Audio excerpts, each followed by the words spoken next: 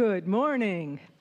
My name is Rhonda Cooley, and we're going to start with song as we always do. So if you so choose, you can stand. Everybody should know this one.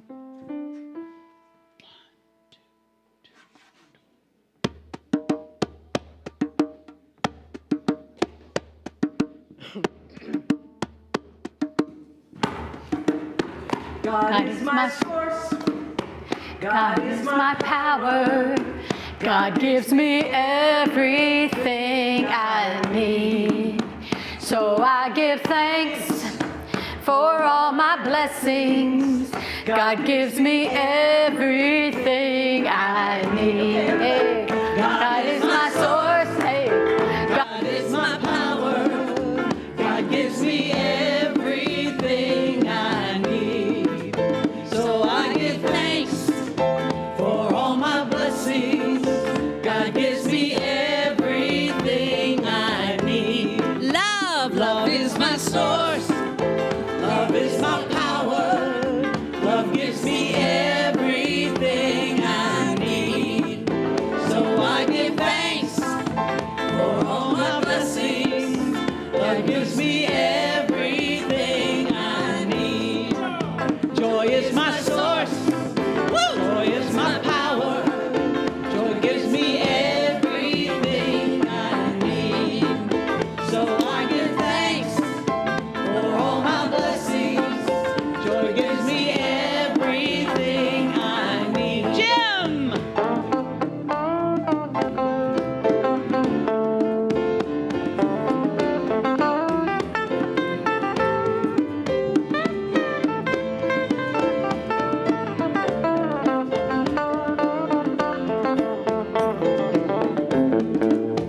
Peace, my source. Peace is my power. Peace gives me everything I need. So I give thanks for all my blessings. Peace gives me everything I need. God is my source. God is my power. God gives me everything I need. So I give thanks for all my blessings. God gives me everything I need. God gives me everything I need. God gives me everything I need.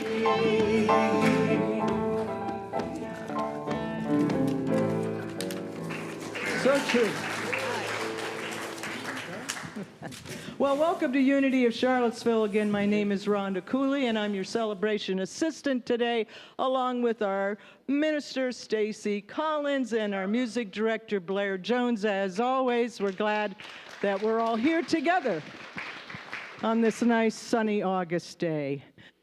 Just a quick reminder to please turn off your cell phones or mute them so that we don't have any interruptions throughout the service. And as always, Unity of Charlottesville welcomes everyone, regardless of race, religion, creed, gender identity, sexual orientation. All are welcome here all the time, 24/7. So, let's stand and sing our gathering song, shall we? We sing it through once, and then we'll say hi to everybody.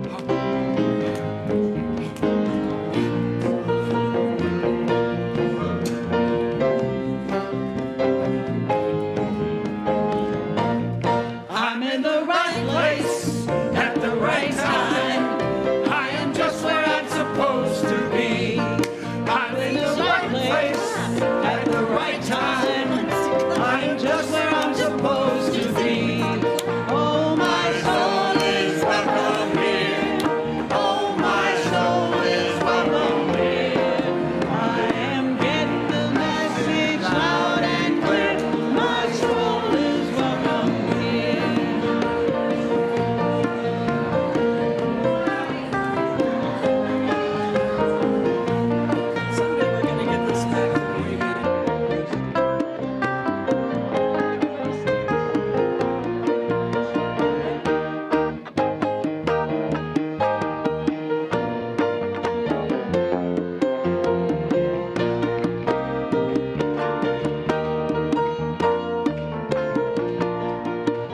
in the right place at the right time.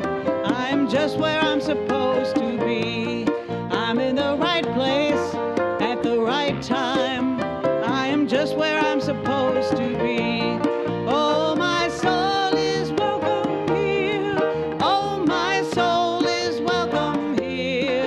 I am getting the message loud and clear. My soul is welcome here. I am getting the message loud and clear. My soul is welcome here.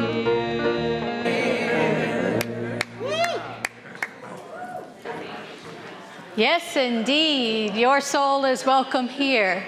Let us take a moment. Do you feel all these souls still welcoming and greeting one another? We're still in that energy.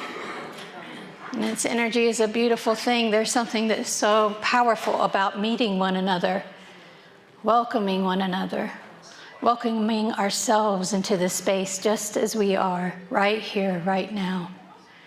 So as we can feel the energy shift, as we take just a moment to open in prayer, to turn our attention to that inner space, to our heart center, to feel the openness in our heart this morning.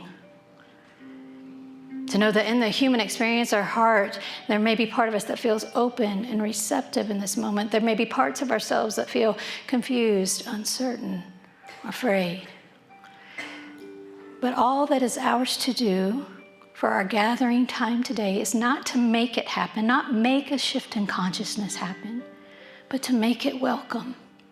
And we simply make it welcome by opening up to the possibility that God, the good, infinite, by any name by which you choose to call it, that you are being held in its perfect love, perfect peace, perfect joy, wisdom, whatever it is that you desire to experience, it is yours. Just be open to that possibility and breathe into it. So setting an intention for what you would like to experience this morning. We release that intention now, not needing to grasp or control our experience, but knowing that spirit within us, wisdom within us, is giving us everything we need for our own inner revelation of our wholeness, perfection, and love. And so it is. Amen.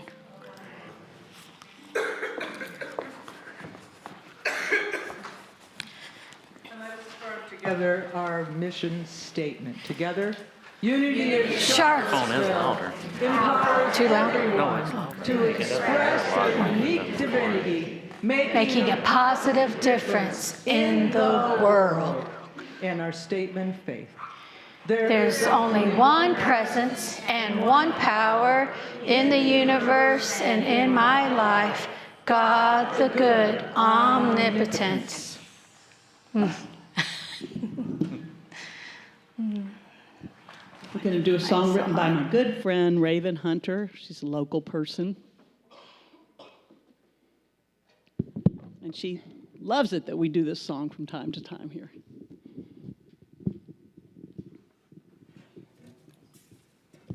So your part is going to be to sing, I believe, with the praise singers. You'll catch on because you're so good at that. Just remember all the words. All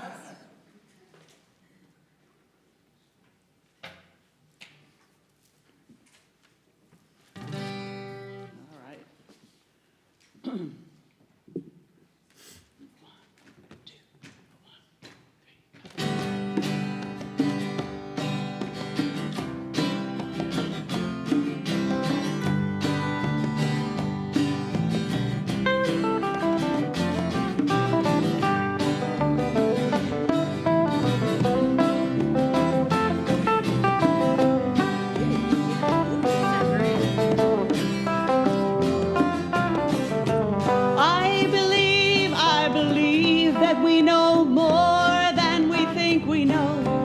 Much of knowing comes in silence, and yet some must come in words. I believe, I believe,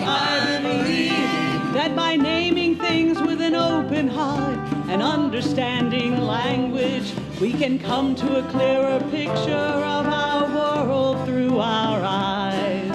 I believe. Just let the truth pour in, springs flow in rivers to the sea. It has its way, inshallah.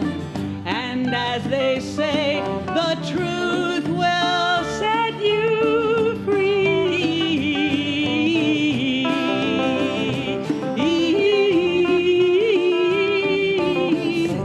I believe, I believe.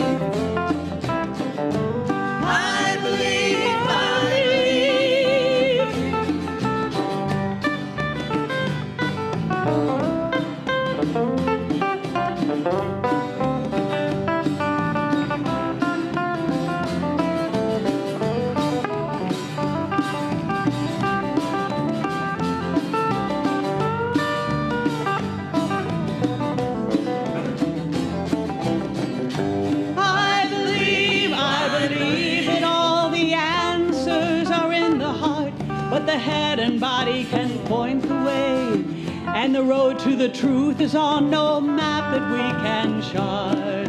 I believe. Just let the love pour in, springs flow in rivers to the sea. It has its way, inshallah. And you know that love will set you free.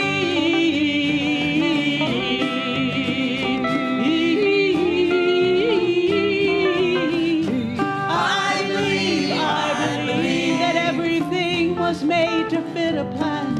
And if we work in love and truth, we'll end up where we began. I believe. I believe, I believe. I believe, I believe. I believe, I believe. I believe.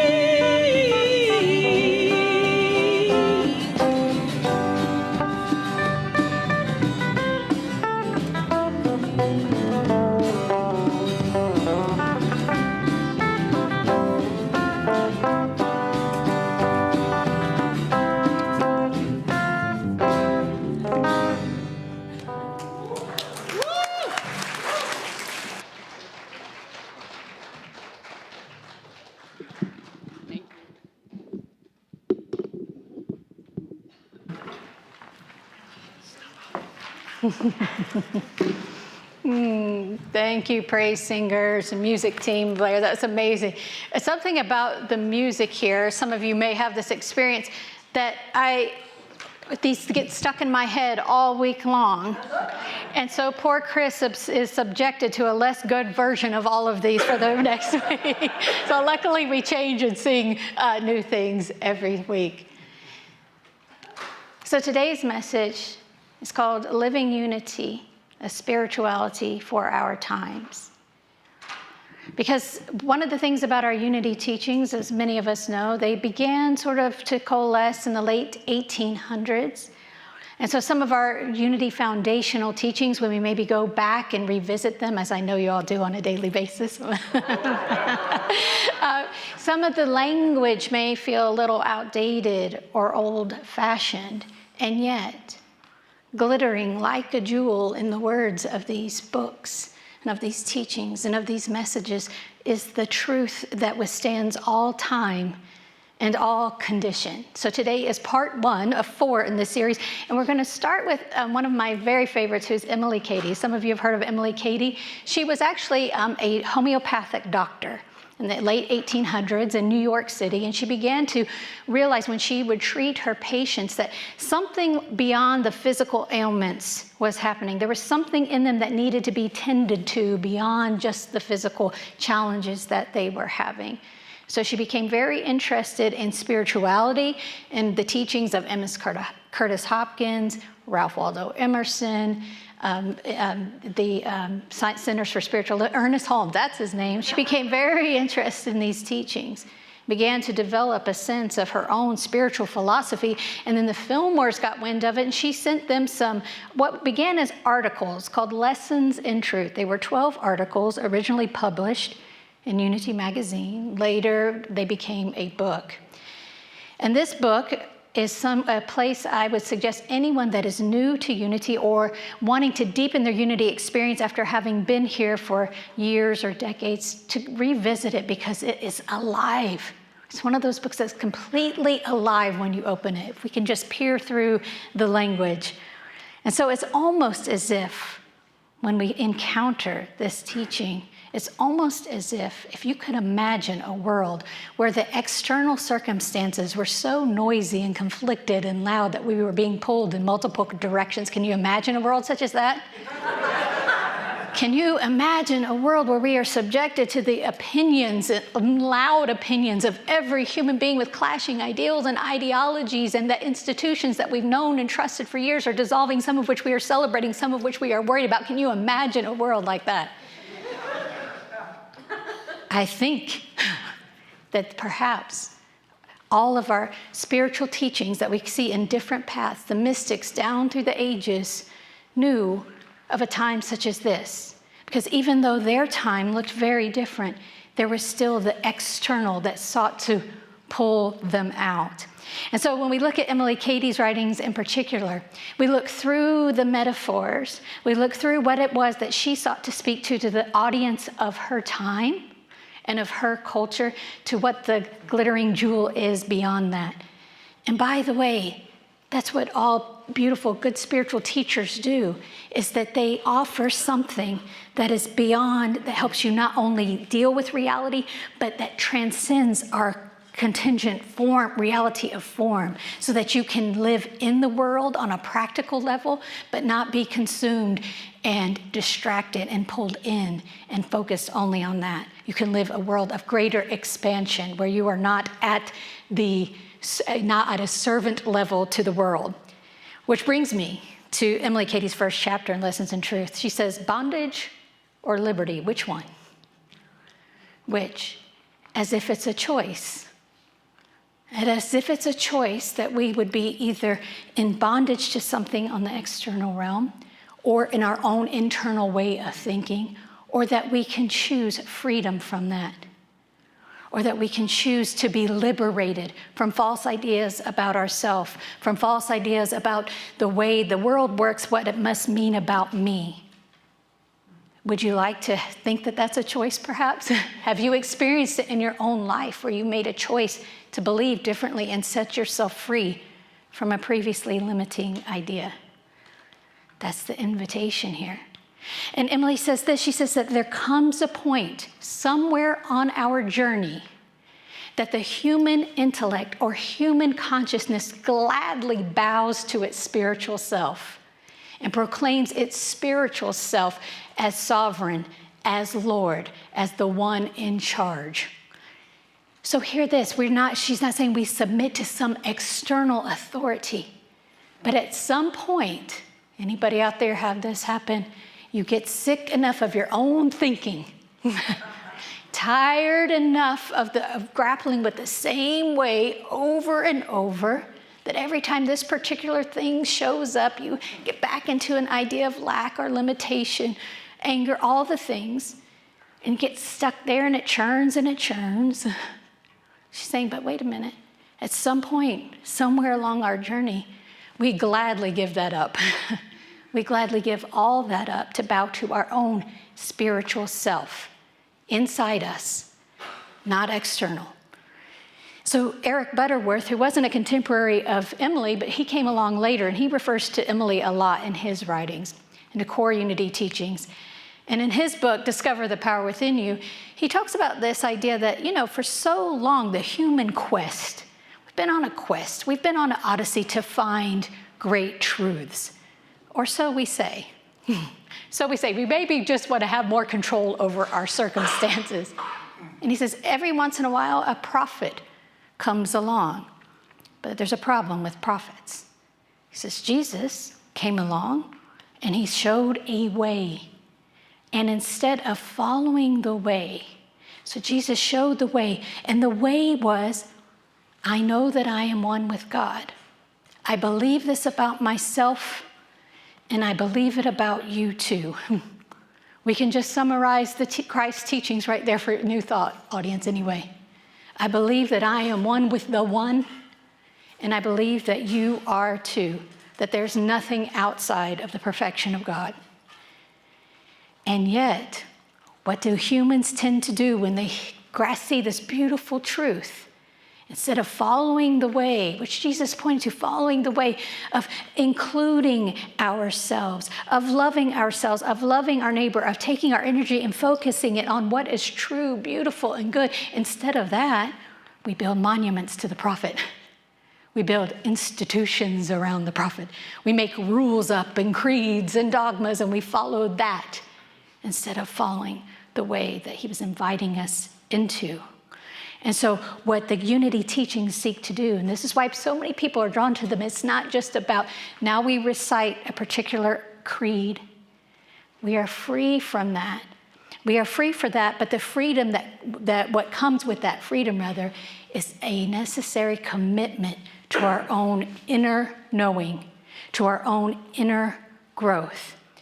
So we don't rely on dogma, we don't rely on creeds, we don't stand up and say we have to believe like this and everyone else should believe like this or they're not included in the circle. There's something that invites us in this teaching to who do you say I am? Like I talked about last week, who do you say you are? And this invitation from Jesus, it wasn't a religious-centered teaching or a dogma-centered teaching. Eric Butterworth says it is a you-centered teaching. Do you believe, this is the only thing that he's asking, do you believe what Jesus is saying about himself and that is true for you too? That you are one with the one, that we are all one with each other. So in that idea, we can't create a whole set of beliefs around that, or can we? We can if we want. We can create a whole set of rules and look at everybody who's doing it the right way, the wrong way.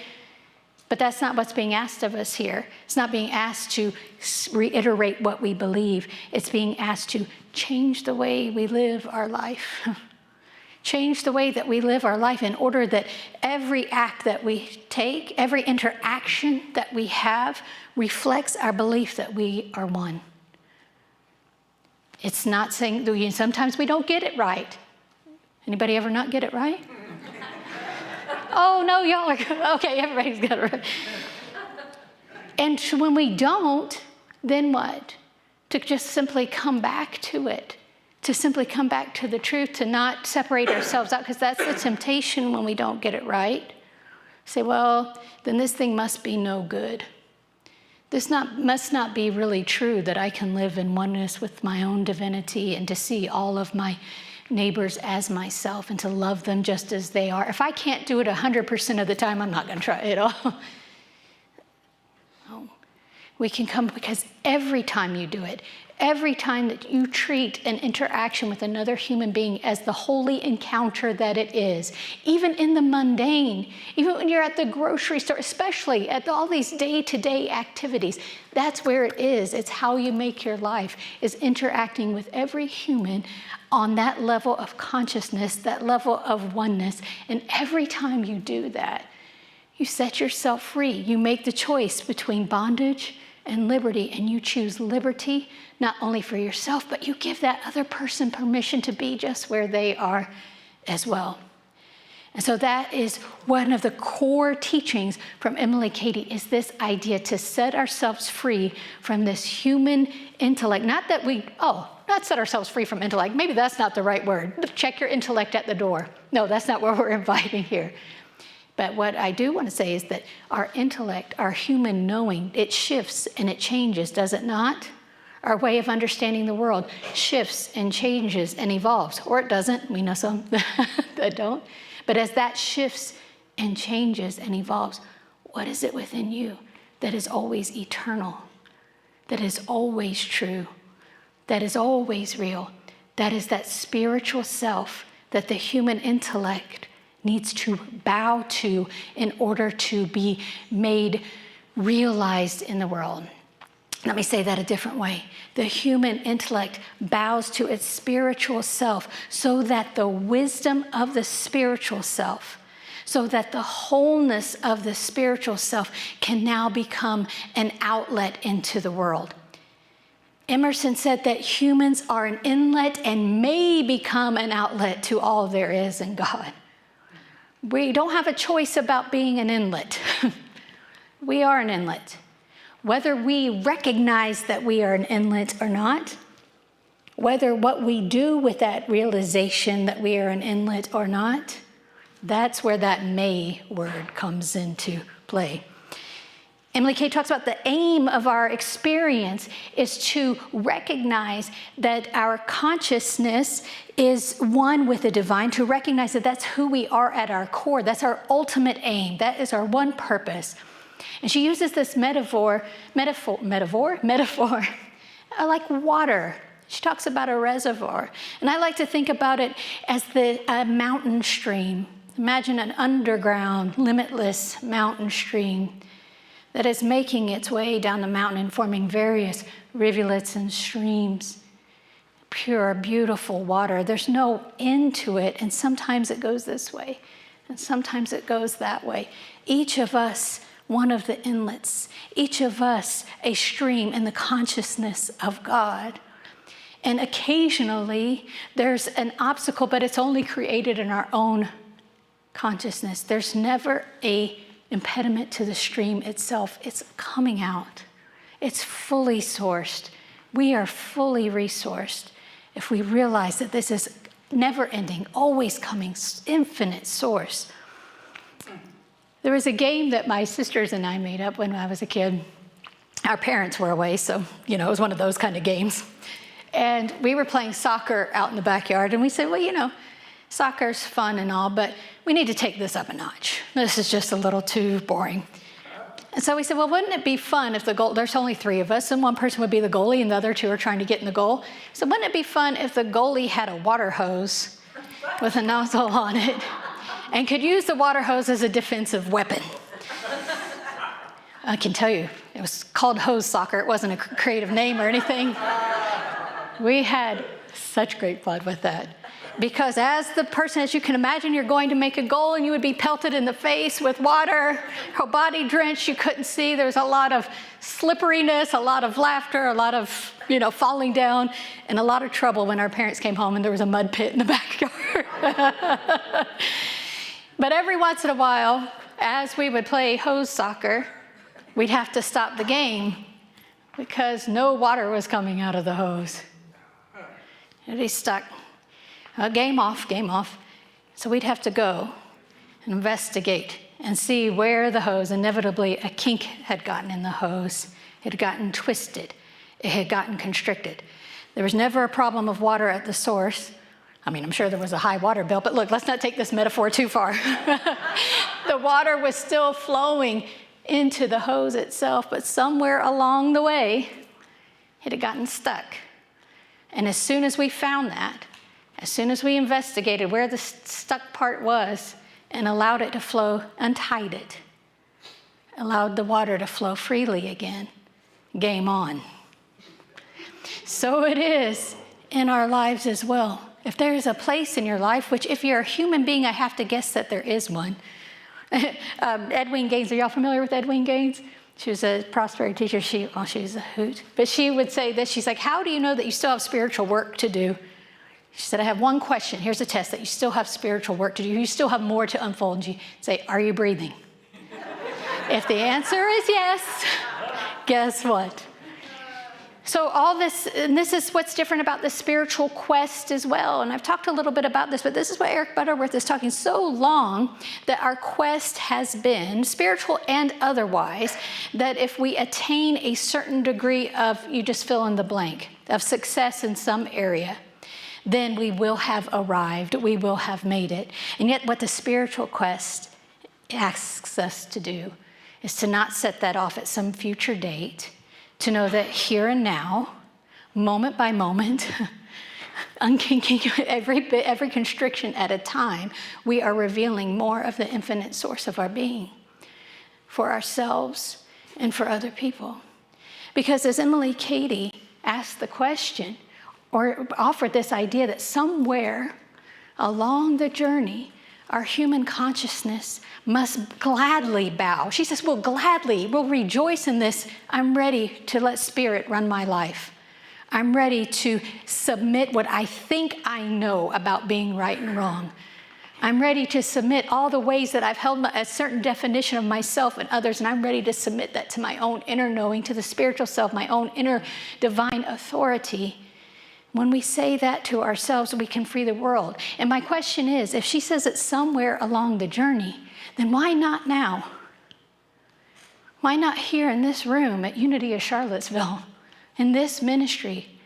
Why can't we be the ones that are committed to awakening ourselves to this divine reality that all that exists is love, and that we can choose to live our lives that way in everyday practical ways, not just in this room, but when we go out in the world? I think that's what we're here to do, maybe. I think that's what some of us have been doing, that y'all have been doing.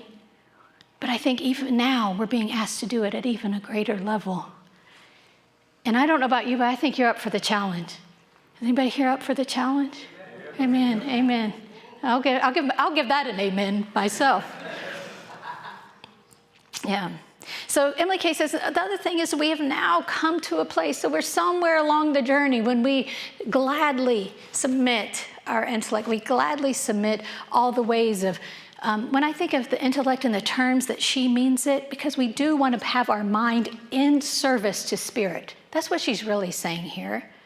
Not that we forsake our intellect, not that we forsake, and actually knowing that all of the ways that we have educated ourselves or been creative or express ourselves in real active ways in the world, to put those in service of the divine reality of wholeness and perfection, not to forsake them. So once we have done that, we realize the ultimate aim of ourselves is to come into that consciousness. Then she says, we have come to a place at that point where we don't do this work for any particular reward, or so that we can set up some kind of secret society of people that all have it figured out, or set ourselves apart in this way. What we do is we do this to create a life that we would like to live, moment by moment. It's about living a life well lived. Last year, Chris and I were training for an ultra marathon, and about a week before the ultra marathon, I wasn't starting to get nervous then. I had been nervous the whole time, but I was starting to get real nervous then. And there was a woman named Natalie Grabeau last year who was 80 years old, and she became the oldest woman to ever complete a triathlon. Has anybody heard this story? At 80 years old, she completed a triathlon. And a triathlon is a 2.4 mile swim, a 112 mile bike ride, and a 26.2 mile run. Made even more impressive, she didn't learn to swim until she was 60 years old. Yeah. And if this is not enough drama for you, she had 17 hours to finish it, and she finished it in 16 hours and 45 minutes. And she even fell. I think she was just doing this on purpose. She fell towards the finish line like, you know what? I'm going to give them, they want drama. They want an 80-year-old finishing this triathlon. She got right back up and finished it. And people, of course, were fascinated by this journey. Someone not learning to swim until you're 60, and then you're going to, 20 years later, you're going to compete in what is considered one of the most grueling athletic challenges that we have. And she said, you know what? They said, what's your advice for people wanting to do this? And she said, listen to your body. Number one, take time off when you need to. And then she said, enjoy the journey. She said, it is the day-to-day training that I absolutely live for. So I think there's some profound advice for us in that. We're all going to sign up for a triathlon after the service today. There's profound advice in this. If there's anything that you wish to achieve, wish to express in this world, Listen to your body, your soul, your spirit, your mind. What is it that's calling to you? She said, take time off when you need it. Take time away from the inputs, all the myriad of inputs that we have. Take time away from sometimes the opinions of others that seem to kind of invade our space. Take time away of even our own shoulds that we have put on top of ourselves. Take time away in quiet, in stillness, to be with the God of your being, the God of your understanding, and enjoy the journey. Absolutely enjoy every step of the journey. Don't put your enjoyment to a later date. Now, enjoy the journey. It is the day-to-day training that she lives for.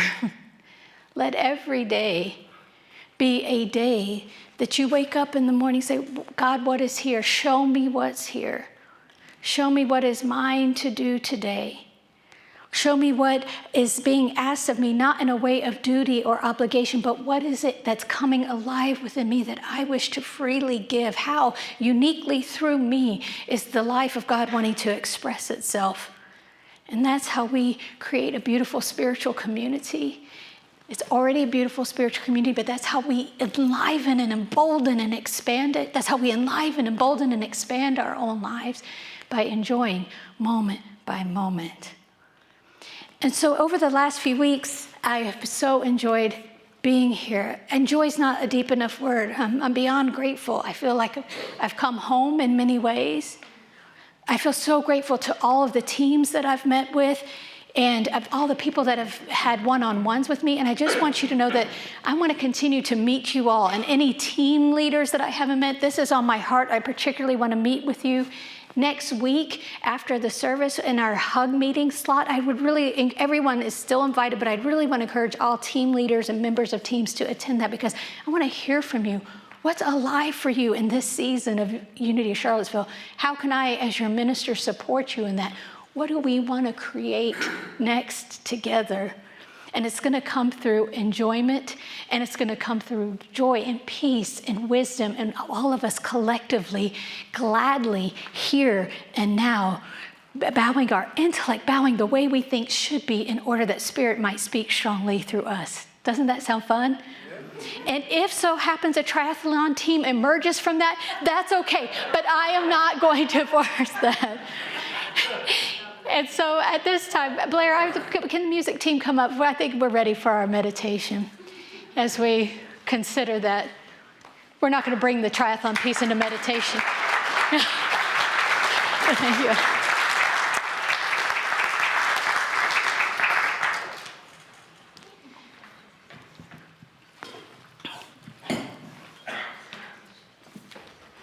So let this music take you into that space of centeredness, knowing your oneness with the one, making room.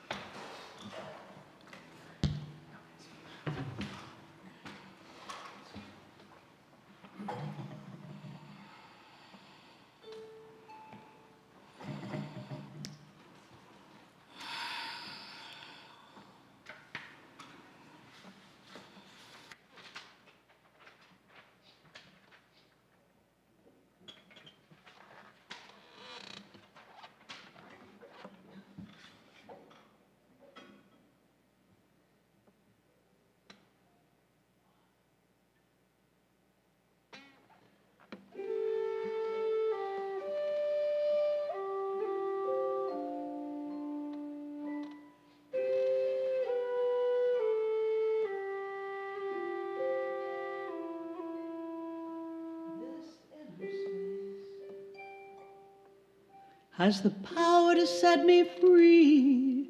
It's the cavern of creation and the truth of you and me, this inner space. An eternity of time, it's the moment of the holy now and the allness that is mine.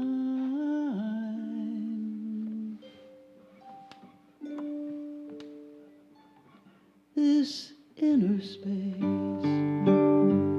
contains all that I need.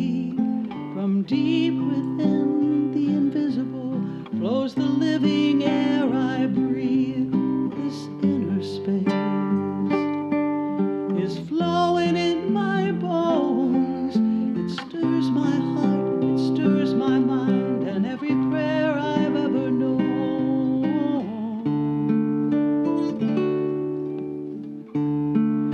And I say, breathe,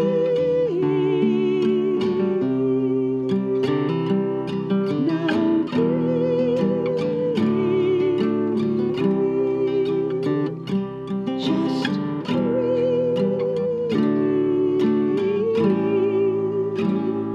this peace,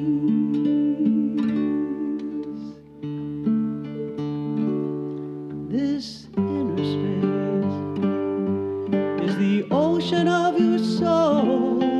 And when you feel most broken, the truth is you are whole.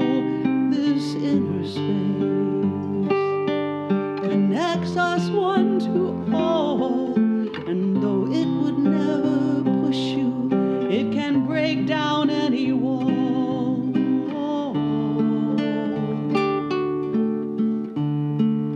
And I say, breathe,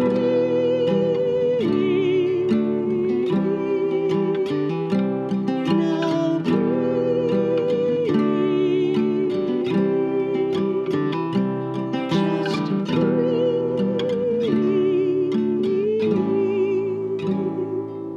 this peace.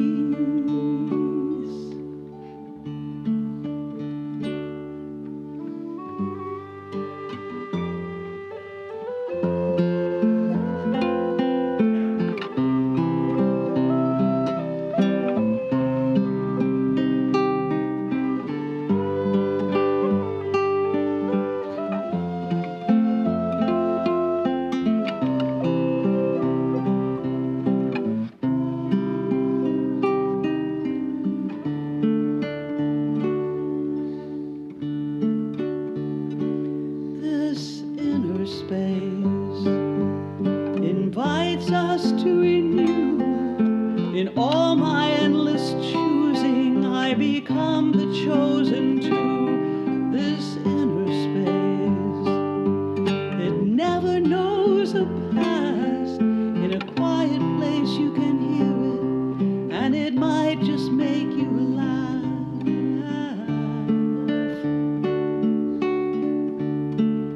And I say, breathe,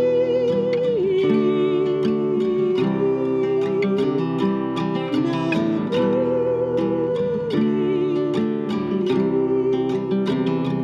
just breathe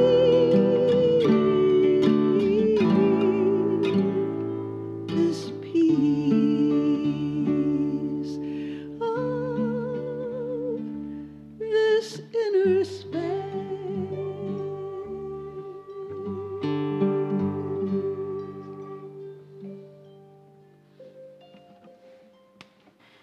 So I invite you, if you haven't done so already,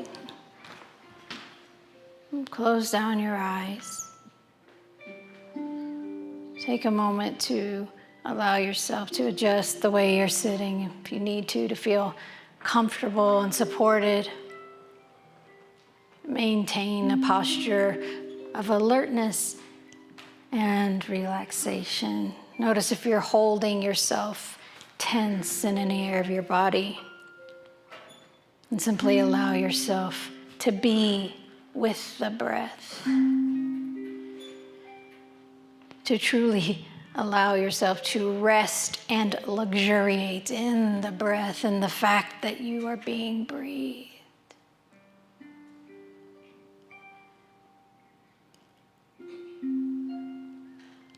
Letting the breath, as Blair so beautifully sang, letting the breath dissolve any wall of constriction, any wall where you're holding yourself outside of the wholeness of the divine, anywhere where you're holding anyone else in this way as well. Let it dissolve every wall.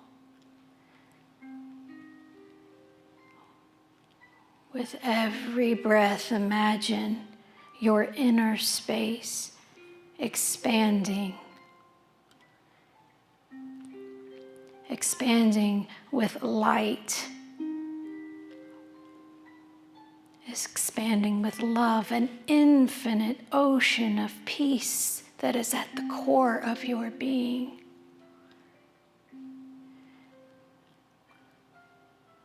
And as thoughts or emotions or sensations may arise in this vastness, we simply let them arise and let them dissolve.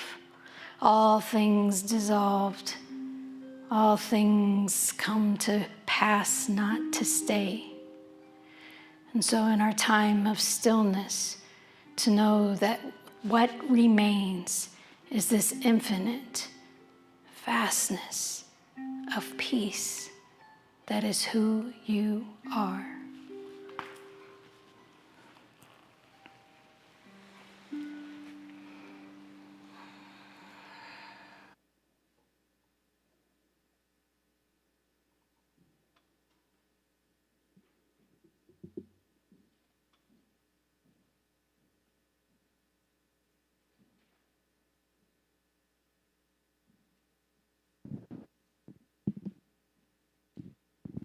Need some extra time on that one. Thank you so much.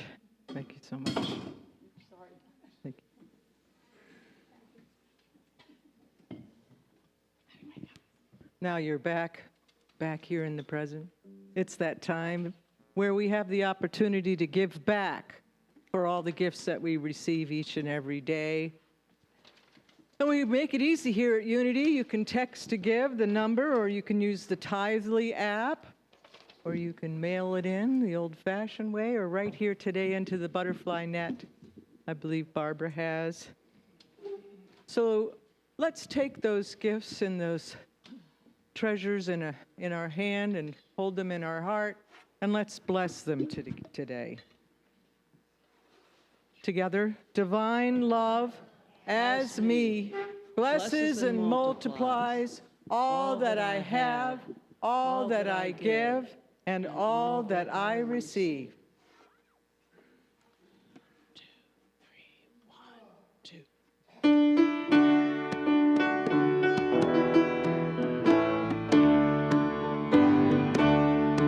I am free, I am unlimited. There are no chains that bind me. I am free, I am unlimited. Right now, right now. I am free, I am unlimited. There are no chains that bind me. I am free, I am unlimited. Right now, right now. I am free, I am unlimited. There are no chains that bind me. I am free, I am unlimited. Right now, right now. I am free, I am unlimited. There are no chains that bind me. I am free. I am unlimited. Right now. right now. I am free, I am unlimited. Right now, right now.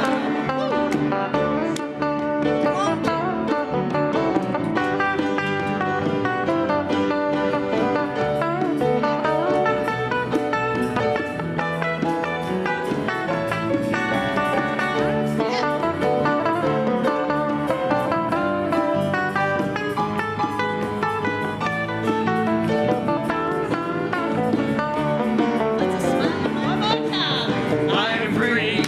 I am unlimited. There are no chains that bind me. I am free. I am unlimited. Right now. Right now. I am free. I am unlimited. There are no chains that bind me. I am free. I am unlimited.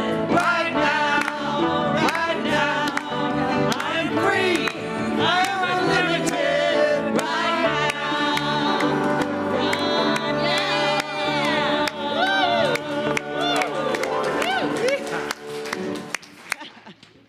That there is an old Unity hymn.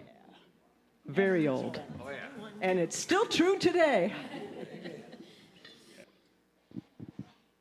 So we have that opportunities for transformation time where we talk about today is the Earth Care team meeting. So that starts at 12:30. We'll be down in the Fellowship Hall. Those of you that have been participating in that, you're doing a great, everything looks so beautiful outside. You're also going to have a work day on August 12th from 8 to 10 a.m., and that occurs every second and fourth Wednesday. And what's going on Wednesday, this coming Wednesday? Come on. A full solar eclipse. Oh. Yeah. So did not it's know kind of a that. big day. So for those of you that look at your calendar and see, oh, there's a full solar eclipse going on. So that's kind of fun going on Wednesday.